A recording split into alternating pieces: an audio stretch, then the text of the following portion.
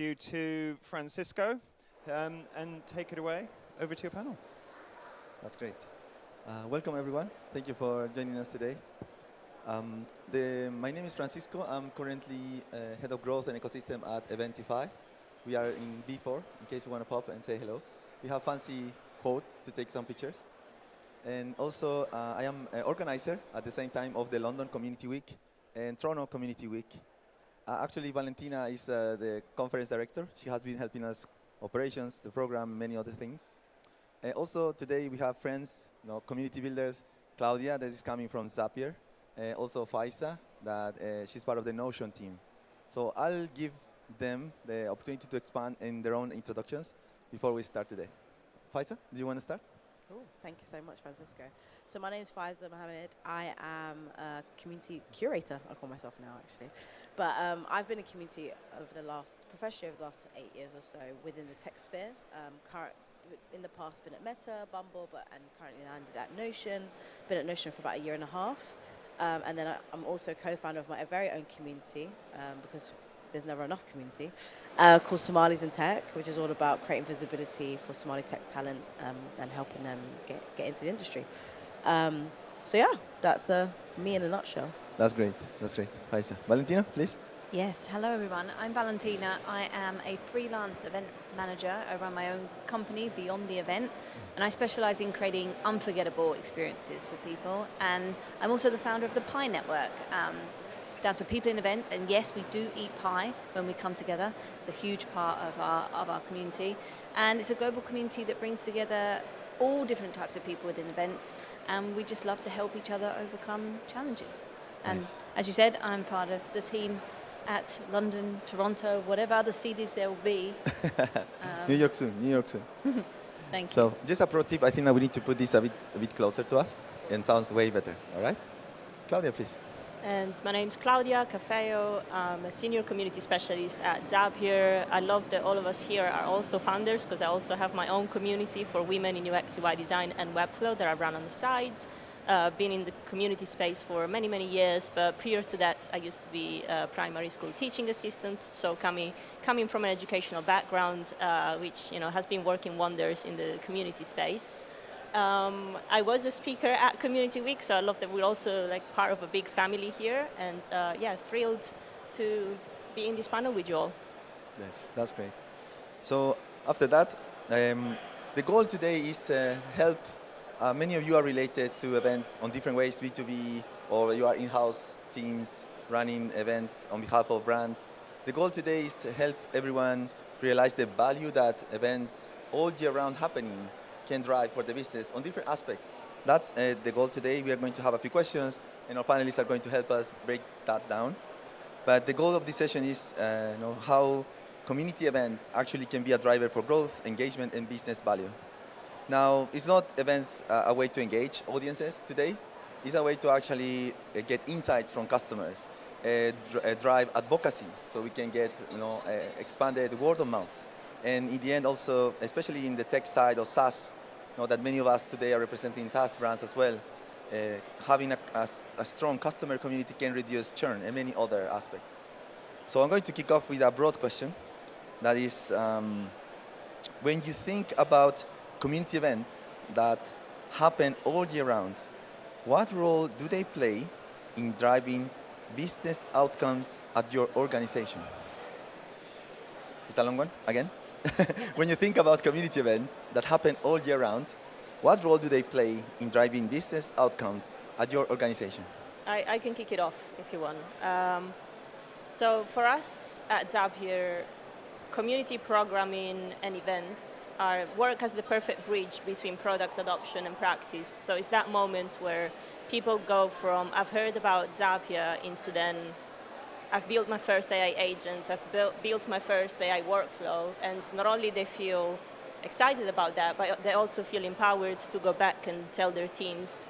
So I think that in terms of the business outcome, right now we're talking, there's a lot of conversations around AI enablement at companies and businesses. So I think that's when it happens. It's not about the tool or the platform. It's not the platform that brings that sort of enablement at at your company, but it comes from the people that master that particular technology. So it has been a key factor in that sort of enablement for us. So it's about the aha moment. Yeah, it's the haha moments, but most importantly is people feeling empowered to then show their peers, their teammates, how that particular thing works. So they become sort of like you're training the trainers sort of program. Yeah, amazing. I can probably speak a little bit to that as well. What's the familiarity of Notion? Pop your hand up if you've used Notion before. Everyone knows Notion. Yes.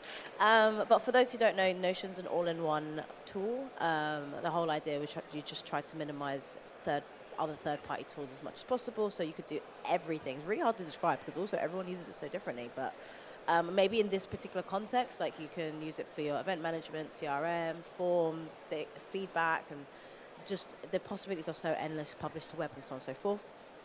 But as far as like what role community plays in its business growth is like community has always been very much at the center of Notion. It's very much a cult product, as you well know, and a lot of community we definitely treat the community as a means of staying close to why Notion's at where it is today. I'm still producing and still very much taking direct feedback from such communities and consistently investing in it. So myself, I'm the UK Community Programs Manager, and prior to me, our community has been managed from like a global perspective, but now they're actually putting further investment by putting localized people on the ground to further expand and continue that great localized community work.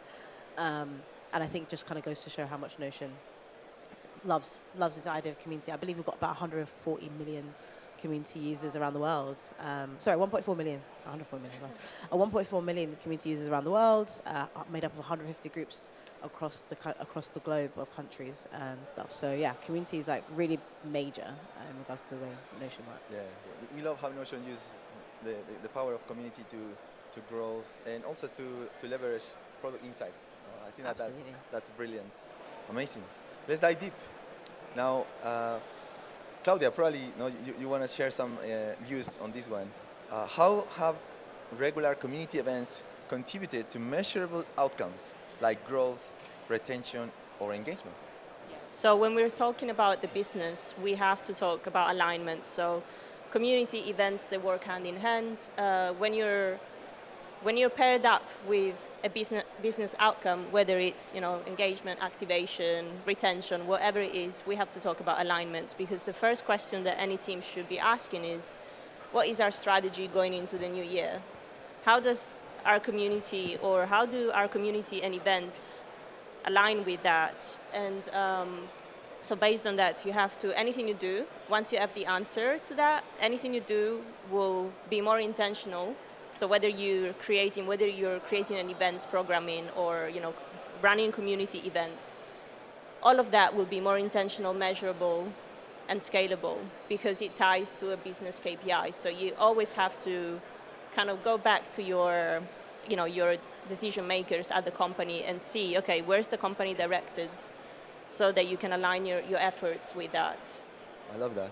Yesterday we were with Vanessa Lovat recording a podcast, and she was exactly highlighting how crucial is to get all stakeholders together and align everyone on the table regarding clear goals before setting up any community program, even events, budget, and all that. So from the very beginning, we know what are the goals, what we should be reaching. So then no one is late to the car to say, hey, but we missed to track this. So that was also an idea for goals, and no, we need clarity from start, so we can be all the way aligned on KPIs for the business. I love that, Claudia. Yeah, thank you. Then, for example, what are some non-financial indicators of growth that show your community strategy is working? I love this question. For somebody who's building a community from the ground up, and I'm sure a lot of people will relate to this, sometimes you're not making any money. In the beginning, you don't have much money to put into a lot of business ventures, really, right? So you really I really had to find the joy in those non-financial things that show that it's growing. For example, are people talking about it on social media? Are they coming back to the community? Are they saying, oh, you're the girl from the Pi Network? To me, those are the really great indicators of growth. And in turn, hopefully, in however many weeks, months, years, it will turn into financial growth. But I love this question because I feel like we focus on financial indicators and a lot of business growth, and that's really important. I've never been very good with tracking all of that, but in community, we kind of go off of a feeling, which is really hard to quantify, but you just know when your community is doing well, and I'm sure all four of us here, and it's really hard to go back to senior leadership and say, yeah, but people are feeling it. People have said they like it. So those non-financial indicators are whether people are talking about it, whether they're referring people, whether they know who you are. Something I tell people a lot is it's not about who you know, it's about who knows you. So if people can connect to you, to whatever you're working on, that is a big non-financial indicator for me.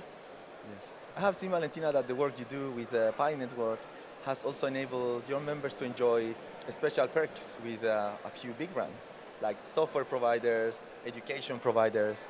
So I think that these are right now non-financial outcomes that are measurable, but are still driving excitement and probably driven loyalty within your community members. Yeah, definitely. I think the two words that come to mind right now is relationships and reputation, which is really important in general, but connects to this. I think what she was saying in terms of feelings, everything we do has to do with feelings and how, the emotion that we instill throughout our events.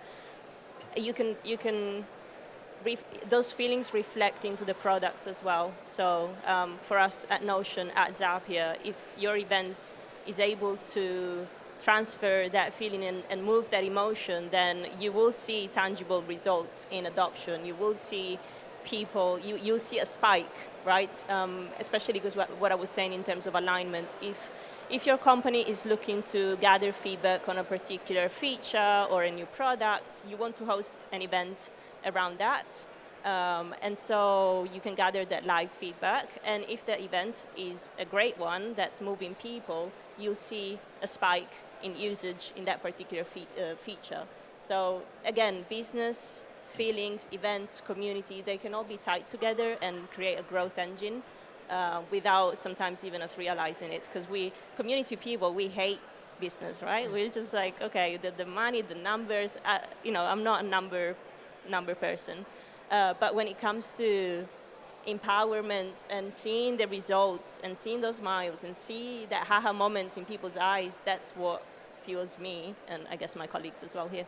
I think just to quickly jump in on that as well, it's interesting though because it's like there's a lot of storytelling that we have to do. You're kind of like I always think of our roles like the bridge between audience and the business, and so the whole idea of like that, especially that piece about at least the community roles I've had have not been directly revenue generative, which sometimes could be a challenge because obviously when you're speaking to key stakeholders and you're asking them for things, it could be viewed as a bit of a nice to have, and so it's just a matter of kind of switching the script on that, right?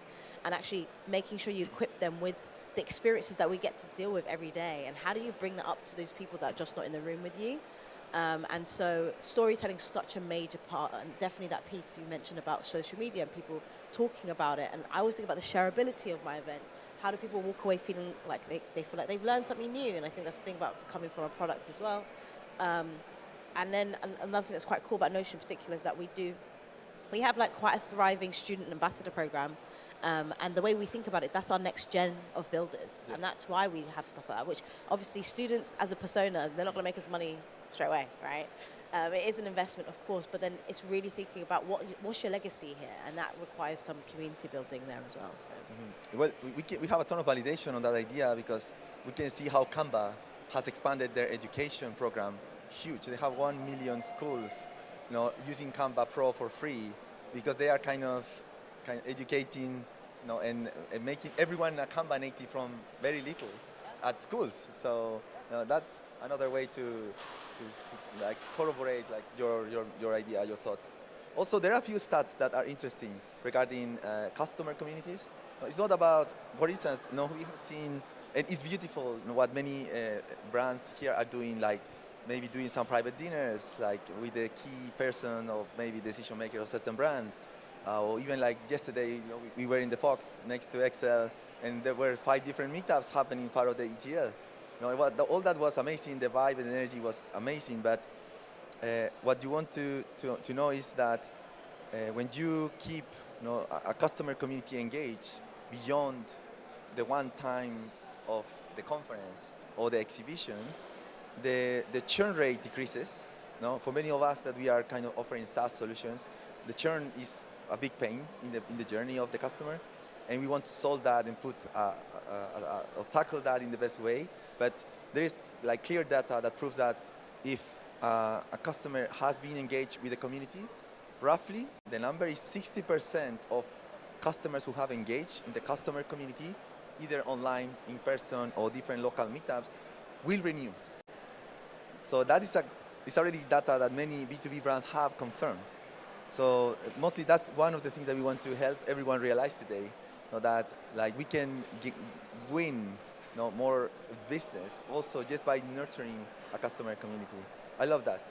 Another piece of revenue that you can demonstrate if you're running that sort of community is support. So if people in your community are supporting one another, then you're not getting as many tickets submitted for your support team, which then you're saving that particular team some time, which cascades down into revenue. And so again, it gives your community and your efforts a lot of validation, because you can go back and be like, that event that we hosted, that co-building session that we hosted, supported over 80 people.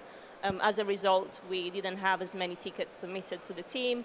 Here's how much time they've saved compared to, and equals that amount, X amount of money as well. So sometimes we just have to think how to connect those dots, because there might be a misconception of just being like, okay, community is not necessarily associated with revenue. And we know that, we feel that, but our stakeholders don't want to hear that. They want us to show them. And so for us, it's just a matter of connecting the dots and make sure that we do paint those stories for them with data that we do have, because we run the day-to-day. So. Amazing. Now, regarding insights and learnings we can get from community activities and events, for instance, what's something you have learned from hosting regular events that influenced product or business decisions? Claudia? Yeah. So again, today during our panel, you heard us talk about community and events going hand in hand, and that's the reality of it. My main area of expertise is community, it's not events, but I've been running a ton of events throughout the years, just as a natural transition, an element of community building. So whenever I do talk about community, I talk about the 3 C's that I think, the 3 pillars that make a great community, which are consistency, communication, and care. So for today, for your question, consistency is key. You have to show up regularly and create that rhythm, right? So for example, to give you a practical example, in our community, the one that I manage, are No Code Ops, which is a community for operations professionals using AI and automation at work.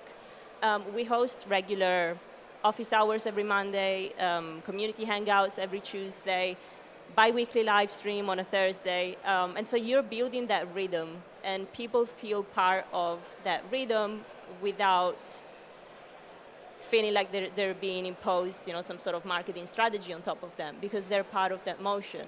And so once you build that rhythm, you're creating momentum. And what happens is also that people start getting expectations. So they expect, which could be good or bad, because today's Thursday, they expect that I'll be there in the afternoon, and I will be there in the afternoon. So you have to keep on showing up and being consistent. But you were talking about loyalty and just becoming a part of something bigger. So that's also a result of being consistent. So don't get disheartened if your first event maybe 2-3 people show up. Just keep showing up, because then you will create the momentum, that rhythm, and more people will join as a result. That's great. For instance, I live that myself. We have been building Led by Community 3 years now, Led by Community, I am the founder. It's a community that is mostly focused on support B2B community professionals. So we help them with learning resources, courses. We also run a London Community Week as a way to put this in person for them. But I remember the first online webinar, we got 5 people attending. Then after 3 years, when we run online webinars, we get 200 plus registrations. And that is kind of now like the minimum that we are expecting, because now that is where we are. Consistency, 3 years building and helping people. And now we can see that the investment, the nurturing is working.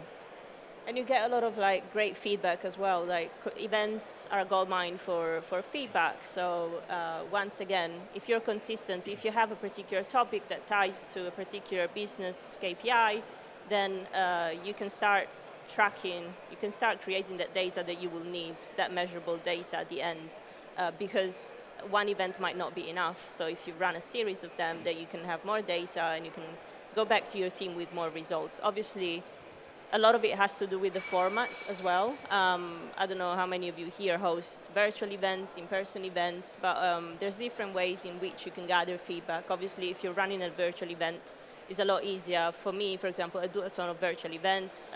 Nowadays, there's so many platforms that you can use to record your event, get a transcript, analyze the transcript, get the insights, easy peasy, report it back to the team.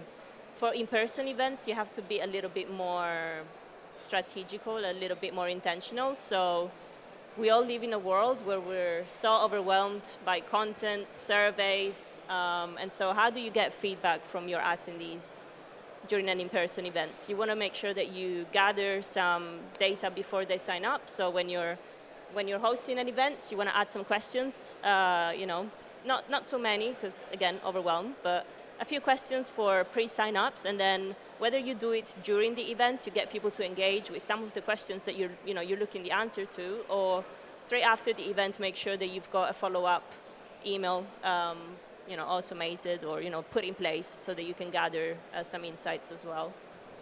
I think also, so as UK Community Program Manager, I primarily oversee 2 core community programs. So our student ambassadors who go out, and their role is just to kind of execute on campus, get more and more people to use Notion and build familiarity of it. And then the second program are our ambassadors, who are just generally professionals, consultants and so on and so forth, who would then go off and do their own content or events and so on and so forth. So it's interesting because it's my role to teach, to get them and engage them enough to then go off and do their events and stuff. And I had to practice what I preach. It meant like creating regular touch points. I do dinners with my ambassadors. I meet with them every month. We're very intentional, a really, really intentional agenda. I platform their issues. I respond to their feedback. You said what we did, and it gets people to come back more and more. And the main challenge I had when I first started was that we, of course, had some people who wasn't that engaged in the program, actually. However, they came once, and then when they came once, they came again and again and again, because they knew it's going to come next. We're going to meet again next month, and all leading up to the biggest impact I'd seen actually of this is that we just last week finished our major conference called Make with Notion, and last year the community role was very minimal. We just did like an activity. It was a bit of a nice to have, just so everyone could bond. This year we got to take over the entire venue and run a community event. And just because of the impact we were able to demonstrate over the course of the year, to say there's been X amount of London events. We've launched in Manchester this year. We have our Brighton community thriving. We have Notion Scotland, and we were able to fly them all over and bring them over to London so we can host this big event. So I think, again, just really leaning into that storytelling piece. I just made sure internally that story was constantly being told. No one was sitting there asking, I wonder what the community in the UK are thinking and doing. Actually, no, I've been banging on about it for the best part of like a year now. So everyone, whether they like it or not, they all know. So you have to fight your fight sometimes internally. Yeah.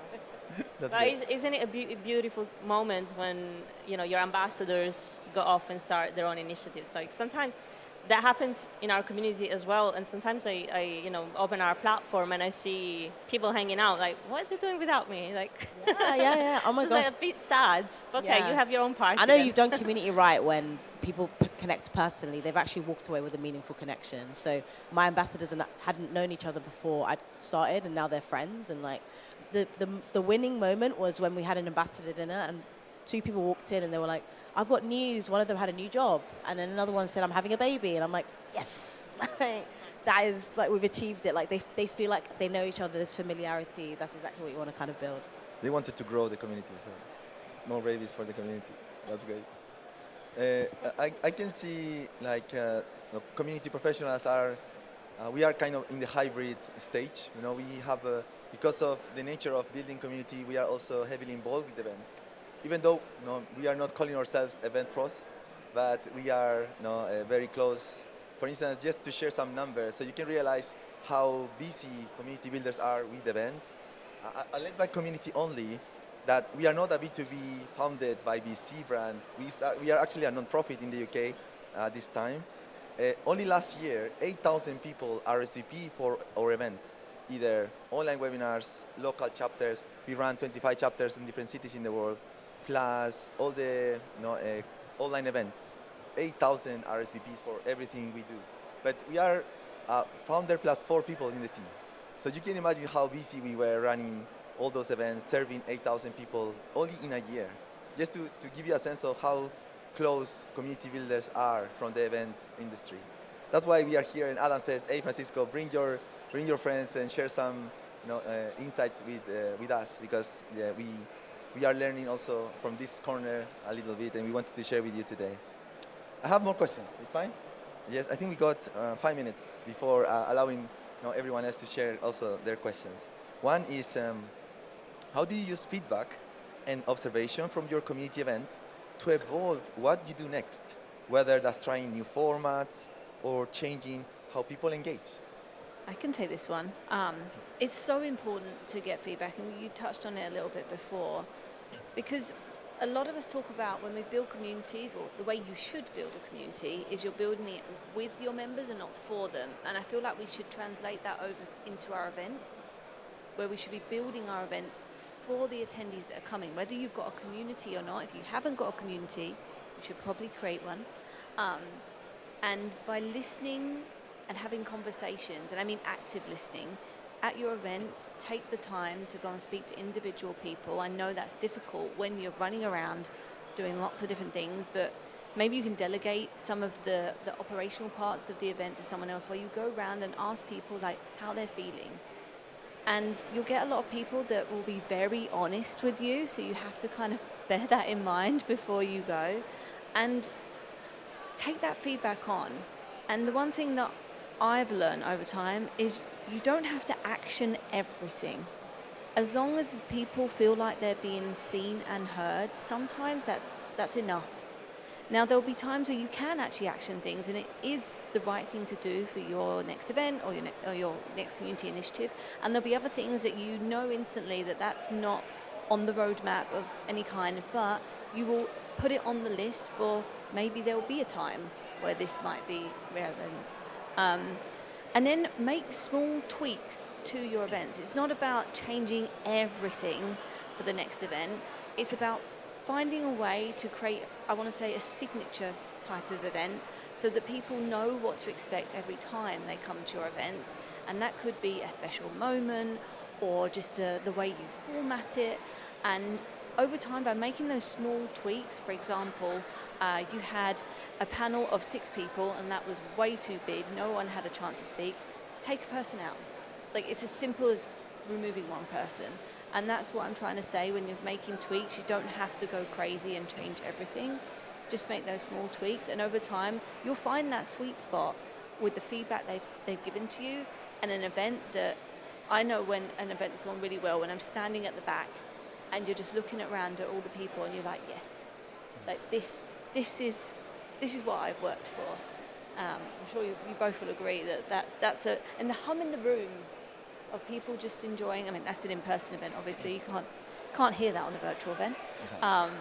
But yeah, super important feedback, and making small tweaks rather than big ones is my advice. Yeah, that's great.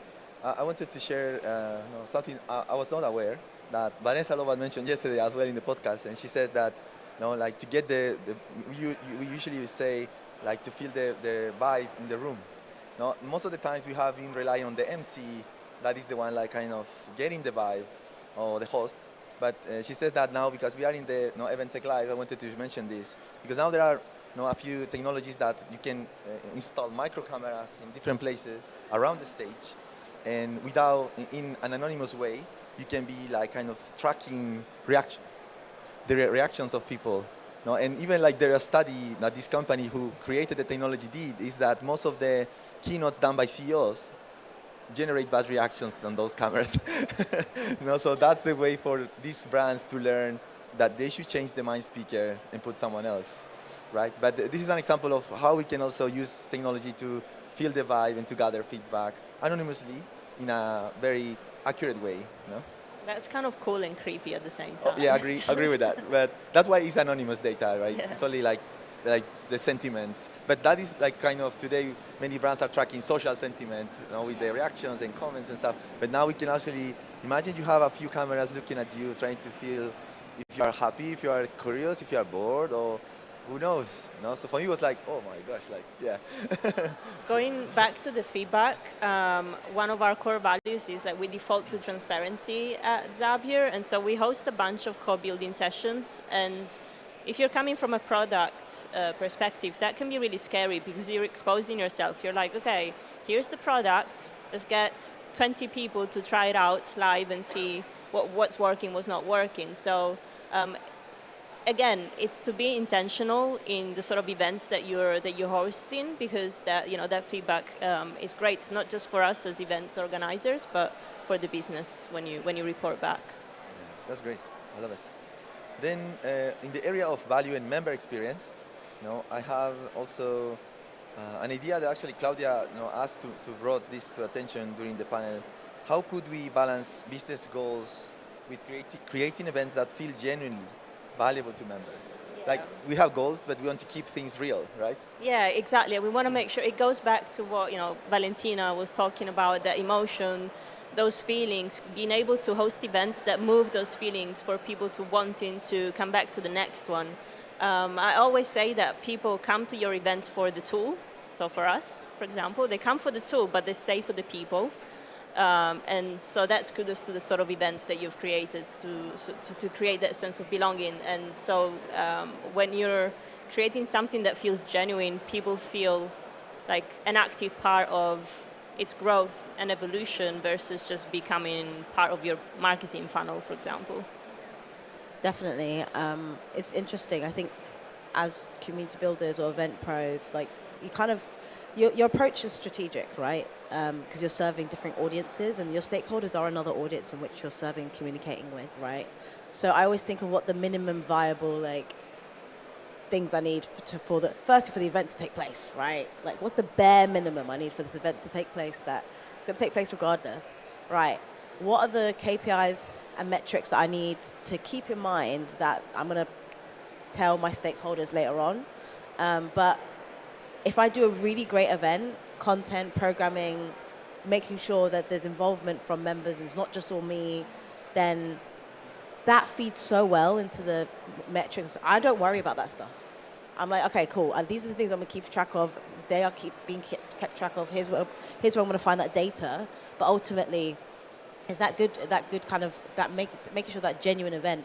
What's the other outcomes that you're looking for? And sometimes it's personal outcomes, right? What's your personal outcomes? I want people to feel like they can walk into this room by themselves and feel like they can feel open to connect.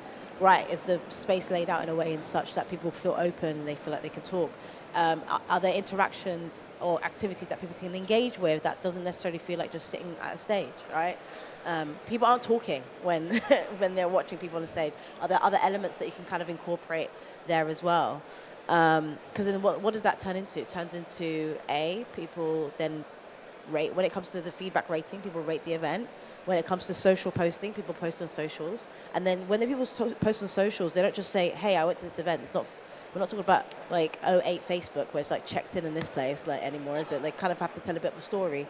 And it's only when they've kind of had an specific interaction. We've all seen the LinkedIn stories of like, I've spoken to this person today and this was really profound.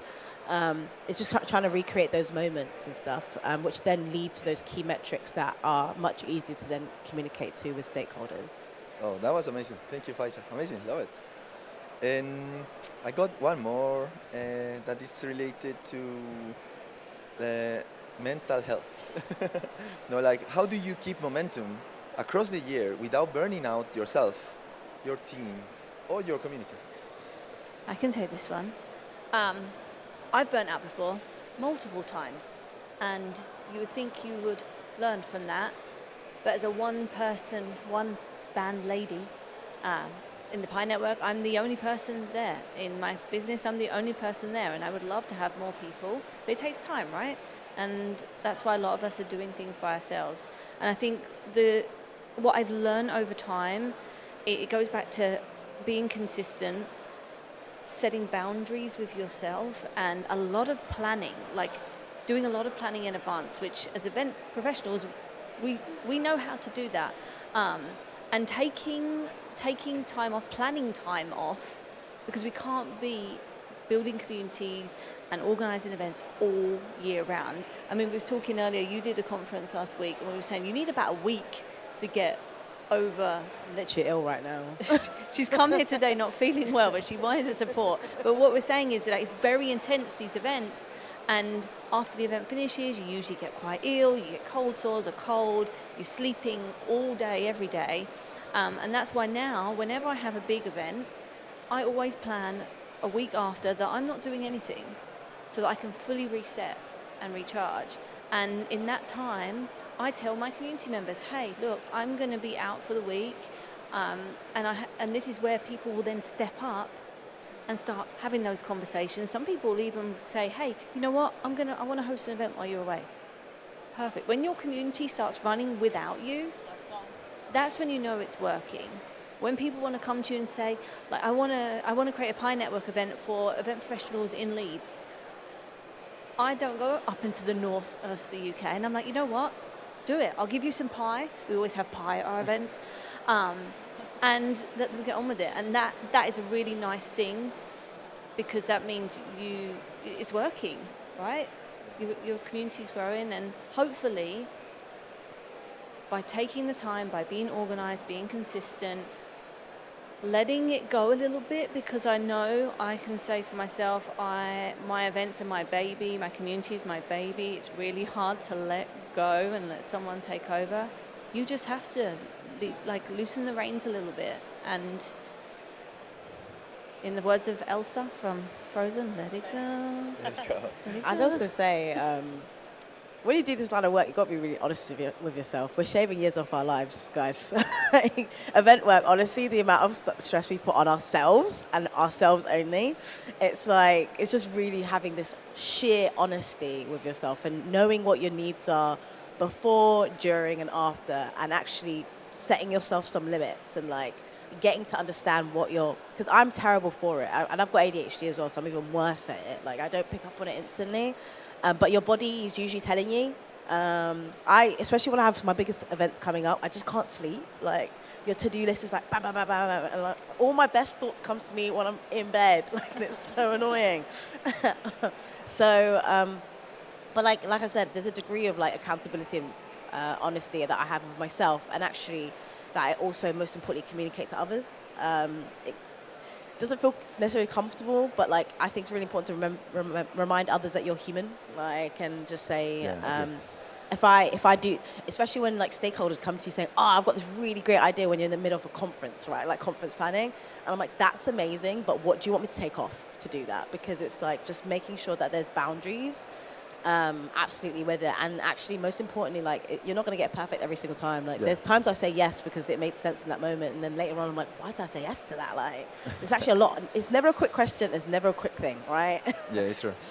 Sorry, Faisa, I think that we want to allow a few questions, so I think that it's a good time. Thank you for sharing your views, answering my hard questions about community building and events. We got very interesting questions, the hard ones too. So I have one here to read.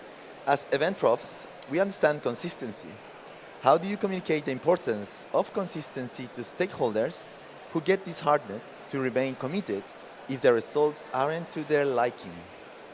Communicate, why are the results not to their liking? What's happening, right? If you can't, don't be stubborn, right? Valentina was saying we need to learn how to let it go. Sometimes what you thought was a brilliant idea might not work for the business, right? And ultimately, you are working for somebody, so you have to keep them happy. So why, in this case, if the results are not to their liking, I just ask why, what's happening. And so you can make those small tweaks into your events to make sure that, yes, if you want to be consistent, you want to keep on hosting it, you have to adapt into, okay, why isn't this moving the needle, right? What needs changing here? So I think I'd go, I'd follow that sort of direction. Literally two things. I'd say manage expectations. So at the beginning, align completely and utterly what the expectations are from the stakeholder side, and make sure that if they're expecting like something that's just not feasible, to just air that out at the beginning, and to under-promise and over-deliver. Even if you know things are going to go really well, like they don't know that. So it's always great for it to be a surprise. One more thing actually I wanted to add is touch points. We talked about this with our community, but touch points with these stakeholders throughout the process, so that if things aren't going the way you want, you can nip that in the bud early and make changes, make those tweaks. So by the end, they are to their liking, right? Because you've gone through and said, 6 months before, hey, this is where we're standing, and they're like, oh, I'm not sure about this. Okay, what should we do? I think that over-communicate is good, and do it timely, not after 6 months of running something that is not working, right? Second question, could you share what were the more impactful or successful community events you've managed or initiated? Every event. No.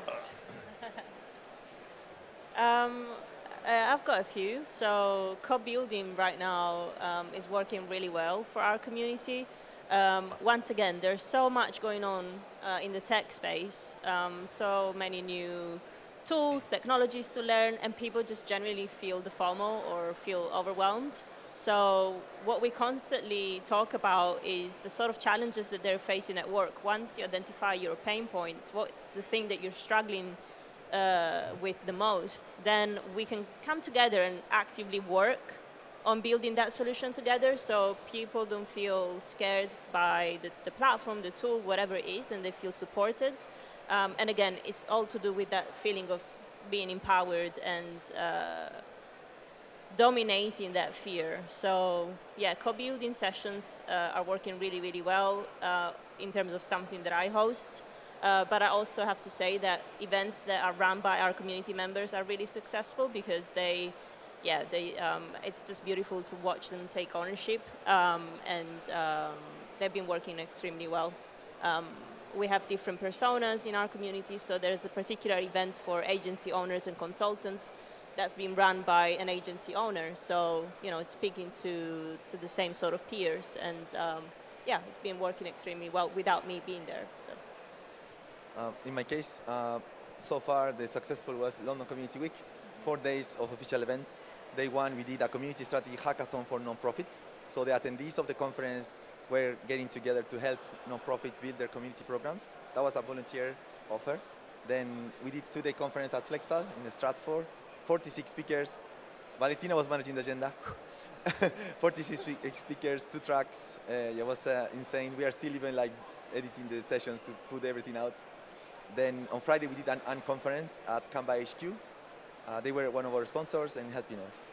That's so far. We got 180 attendees in the conference, and we got people coming from US, Canada, Europe, Australia, even India. One community builder on the DevRel space. Yeah, that's in my case. I really love the unconferences, and if you're not familiar with them, it's where you don't actually plan what's happening at the event until everyone gets there. And everyone decides different topics, you break out, and it's really great for overcoming challenges. In fact, you're doing an Unfon conference today. Today at 1 p.m. in the meetup area, everyone invited. So yeah, if you've not experienced an unconference, come at 1 o'clock over there.